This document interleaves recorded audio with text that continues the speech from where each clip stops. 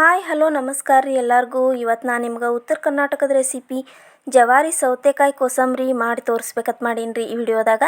ಈ ಕೋಸಂಬರಿನ ಉತ್ತರ ಕರ್ನಾಟಕದ ಕಡೆ ಚಪಾತಿ ರೊಟ್ಟಿ ಜೊತೆ ಭಾಳ ಮಾಡ್ತಾರೆ ರೀ. ಏನು ಕಾಯಿಪಲ್ಯ ಇಲ್ದಾಗ ಸೌತೆಕಾಯಿ, ಈರುಳ್ಳಿ, ಹಸಿಮೆಣ್ಸಿನ್ಕಾಯಿ, ಟೊಮೆಟೊ ಒಂದಿದ್ರೆ ಸಾಕ್ರಿ ಈ ಕೋಸಂಬರಿ ರೆಡಿ ಆಗಿಬಿಡ್ತದೆ ರೀ. ಇದಂತೂ ಭಾಳ ಒಳ್ಳೇದು ರೀ ಆರೋಗ್ಯಕ್ಕೆ.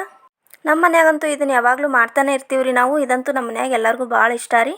ಬರ್ರಿ ಹಂಗಾರ ಕೋಸಂಬರಿನ ಹೆಂಗೆ ಮಾಡೋದಂತ ಈ ವಿಡಿಯೋದಾಗ ನೋಡೋಣ. ಇಲ್ಲಿ ಒಂದು ಮಿಕ್ಸಿ ಜಾರ್ನಾಗ ಒಂದು 1/4 ಕಪ್ ಆಗೋಷ್ಟು ಹುರ್ಗಡ್ಲೆನ ಹಾಕಿಟ್ಕೊಂಡೀನಿ ರೀ. ಈ ಕಡೆ ಬೆಂಗಳೂರು ಸೈಡ್ ಹುರ್ಗಡ್ಲೆನೋ ಅಂತಾರೆ, ಉತ್ತರ ಕರ್ನಾಟಕದ ಸೈಡ್ ಪುಟಾಣಿ ಅಂತ ಕರೀತಾರೆ ರೀ ಇವಕ್ಕೆ. ಈ ಪುಟಾಣಿನ ನೈಸಾಗಿ ಪೌಡ್ರ್ ಮಾಡ್ಕೊಂಡು ಬಂದೀನಿ ರೀ ಇಲ್ಲಿ ನಾನು. ಈ ಪೌಡ್ರ ಮುಂದೆ ಇಲ್ಲಿ ಕೋಸಂಬರಿ ಮಾಡಕ್ಕೆ ಬೇಕಾಗ್ತದೆ ರೀ. ಇಲ್ಲಿ ನಾನು ಸೌತೆಕಾಯಿ ಕೋಸಂಬರಿ ಮಾಡೋಕೆ 2 ಜವಾರಿ ಸೌತೆಕಾಯಿ ತೊಗೊಂಡೀನಿ ರೀ. ಈ ಸೌತೆಕಾಯಿನ ಸಣ್ಣದಾಗಿ ಕಟ್ ಮಾಡಿ ಇಟ್ಕೊಂಡೀನಿ ರೀ. ಭಾಳ ದಮ್ ಕಟ್ ಮಾಡಬಾರ್ದು ರೀ, ಸಣ್ಣ ಕಟ್ ಮಾಡ್ಬೇಕು ರೀ ಈ ಕೋಸಂಬರಿಗೆ. ಮತ್ತು 1 ಟೊಮೆಟೊನ ಸಣ್ಣದಾಗಿ ಕಟ್ ಮಾಡಿ ಇಟ್ಕೊಂಡೀನಿ ರೀ.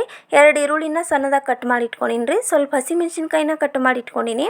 ಸ್ವಲ್ಪ ಕೊತ್ತಂಬರಿನ ಕಟ್ ಮಾಡಿ ಇಟ್ಕೊಂಡೀನಿ ರೀ. 4 ಟೇಬಲ್ ಸ್ಪೂನ್ ಹುರ್ಗಡ್ಲೆ ಪೌಡ್ರ್ ತೊಗೊಂಡೀನಿ. ಈಗ ಕೋಸಂಬರಿನ ಹೆಂಗೆ ಮಾಡೋದಂತ ನೋಡೋಣ. ಇಲ್ಲಿ ಕೋಸಂಬರಿ ಮಾಡೋಕೆ 1 ಬೌಲ್ ತೊಗೊಂಡೀನಿ ರೀ ನಾನು. ಇಲ್ಲಿ ಸಣ್ಣದಾಗಿ ಕಟ್ ಮಾಡಿ ಇಟ್ಕೊಂಡಿದ್ವಲ್ಲ ರೀ ಸೌತೆಕಾಯಿ 1 ಬೌಲ್ ಹಾಕ್ಕೊಳತ್ತೀನಿ ರೀ. ಸಣ್ಣದಾಗಿ ಕಟ್ ಮಾಡಿ ಇಟ್ಕೊಂಡಿರೋ ಈರುಳ್ಳಿನ ಹಾಕ್ಕೊಳತ್ತೀನಿ ರೀ. ನೆಕ್ಸ್ಟ್ ಇಲ್ಲಿ ಟೊಮೆಟೊ ಕಟ್ ಮಾಡಿ ಇಟ್ಕೊಂಡಿದ್ದೀವಲ್ಲ ರೀ ಅದು ಹಾಕ್ಕೊಳತ್ತೀನಿ ರೀ. ನೆಕ್ಸ್ಟ್ ಇಲ್ಲಿ ಹಸಿಮೆಣ್ಸಿನ್ಕಾಯಿ ಹಾಕ್ಕೊಳತ್ತೀನಿ ರೀ ಕಟ್ ಮಾಡಿರೋವು. ಸ್ವಲ್ಪ ಕೊತ್ತಂಬರಿ ಹಾಕ್ಕೊಳತ್ತೀನಿ ರೀ. ಆಮೇಲೆ 1 ಟೇಬಲ್ ಸ್ಪೂನ ಚಿಲ್ಲಿ ಪೌಡ್ರ್ ಹಾಕ್ಕೊಳತ್ತೀನಿ ರೀ. ಈ ಚಿಲ್ಲಿ ಪೌಡ್ರ್ ಹಾಕೊಂಡ್ಮೇಲೆ ರುಚಿಗೆ ಎಷ್ಟು ಬೇಕು ನೋಡಿ ಅಷ್ಟು ಉಪ್ಪು ಹಾಕ್ಕೊರಿ. ನಾನೊಂದು ಇಲ್ಲಿ ಅರ್ಧ ಟೇಬಲ್ ಸ್ಪೂನ ಉಪ್ಪು ಹಾಕ್ಕೊಳತ್ತೀನಿ ರೀ. ಉಪ್ಪು ಹಾಕ್ಕೊಂಡ್ಮೇಲೆ ಇಲ್ಲಿ ಹುರ್ಗಡ್ಲೆ ಪೌಡ್ರ್ ಮಾಡಿ ಇಟ್ಕೊಂಡಿದ್ವಲ್ಲ ರೀ ಅದು ಒಂದು 4 ಟೇಬಲ್ ಸ್ಪೂನ್ ಹುರ್ಗಡ್ಲೆ ಪೌಡ್ರ್ ಹಾಕ್ಕೊಳತ್ತೀನಿ ರೀ. ಹುರ್ಗಡ್ಲೆ ಪೌಡ್ರ್ ಹಾಕ್ಕೊಂಡು ಎಲ್ಲನೂ ಚಲೋ ಹೊತ್ತಂಗೆ ಮಿಕ್ಸ್ ಮಾಡ್ಬೇಕು ರೀ. ಇಲ್ಲಿ ಸೌತೆಕಾಯಿ, ಈರುಳ್ಳಿ, ಟೊಮೆಟೊ ಎಲ್ಲ ಚಲೋ ಹೊತ್ತಂಗೆ ಮಿಕ್ಸ್ ಆಗೋವರೆಗೂ ಖಾರ ಉಪ್ಪು ಎಲ್ಲ ಹಿಡ್ಕೊಳ್ಳೋವರೆಗೂ ಮಿಕ್ಸ್ ಮಾಡಿರಿ ಚಲೋ ಹೊತ್ತಂಗೆ. ಕಲರ್ ಚೇಂಜ್ ಆಗ್ಬೇಕು ನೋಡಿರಿ ಈ ಥರ. ಹೀಗೆಲ್ಲ ಮಿಕ್ಸ್ ಆಗೋವರೆಗೂ ಮಿಕ್ಸ್ ಮಾಡಿರಿ. ಈಗೆಲ್ಲ ಮಿಕ್ಸ್ ಮಾಡಿದ್ಮೇಲೆ ರೀ ಇದಕ್ಕೊಂದು ಒಗ್ಗರಣೆ ಹಾಕೋದ್ರಿ ಲಾಸ್ಟಿಗೆ. ಆ ಒಗ್ಗರಣೆ ಹೆಂಗೆ ಹಾಕೋದಂತ ನೋಡೋಣ. ಇಲ್ಲಿ ಸ್ಟವ್ ಹಚ್ಕೊಂಡು ಒಂದು ಪ್ಯಾನ್ ಇಟ್ಕೊಂಡೀನಿ ರೀ.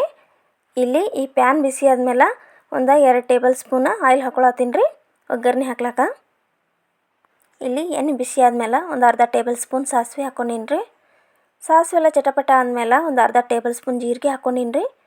ಜೀರಿಗೆ ಸ್ವಲ್ಪ ಫ್ರೈ ಆದಮೇಲೆ ಸ್ವಲ್ಪ ಕರಿಬೇವು ಹಾಕ್ಕೊಂಡೀನಿ ರೀ. ಇಲ್ಲಿ ಕರಿಬೇವೆಲ್ಲ ಸಿಡಿದ್ಮೇಲೆ ಈ ಒಗ್ಗರಣೆನ ತಂದು ಇಲ್ಲಿ ಹಾಕ್ಕೊಳತ್ತೀನಿ ನೋಡಿರಿ. ಸೌತೆಕಾಯಿ ಮಿಕ್ಸ್ ಮಾಡಿ ಇಟ್ಕೊಂಡಿದ್ದೀವಲ್ಲ ರೀ ಅದಕ್ಕೆ ಹಾಕ್ಕೊಂಡು ಚಲೋ ಹೊತ್ತಂಗೆ ಎಲ್ಲನೂ ಮಿಕ್ಸ್ ಮಾಡ್ಬೇಕು ರೀ.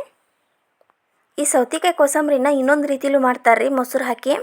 ಆ ಸೌತೆಕಾಯಿ ಕೋಸಂಬರಿ ಅಂತೂ ಪೂರಿಗಂತೂ ಬೆಸ್ಟ್ ಅಂದ್ರೆ ಬೆಸ್ಟ್ ಕಾಂಬಿನೇಷನ್ ರೀ. ಉತ್ತರ ಕರ್ನಾಟಕದ ಕಡೆ ಮದುವೆ ಮುಂಜಿ ಎಂಗೇಜ್ಮೆಂಟ್ನಾಗೆಲ್ಲ ಆ ಕೋಸಂಬರಿನ ಮಾಡ್ತಾರೆ ರೀ. ನಾವು ಇಲ್ಲಿ ಮಲೆನಾಡ್ನಾಗ ಇರೋದ್ರಿಂದ ಜವಾರಿ ಸೌತೆಕಾಯಿ ಈ ಊರಾಗ ಸಿಗಂಗಿಲ್ಲ ರೀ.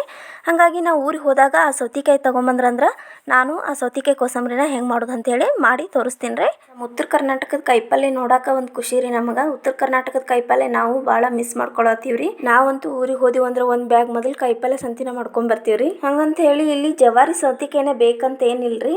ನಿಮ್ಮ ಊರಾಗ ಯಾವ್ದು ಅವೈಲೇಬಲ್ ಇರ್ತದೋ ಆ ಸೌತೆಕಾಯಿನೇ ಹಾಕಿ ಮಾಡಿರಿ, ಅದು ಚಲೋನೇ ಆಗ್ತದ್ರಿ ಸೌತೆಕಾಯಿ ಕೋಸಂಬರಿ. ನೋಡಿರಿ ಈ ಕೋಸಂಬರಿ ಮಾಡೋದಂತೂ ಭಾಳ ಈಸಿ ಅದ್ರಿ.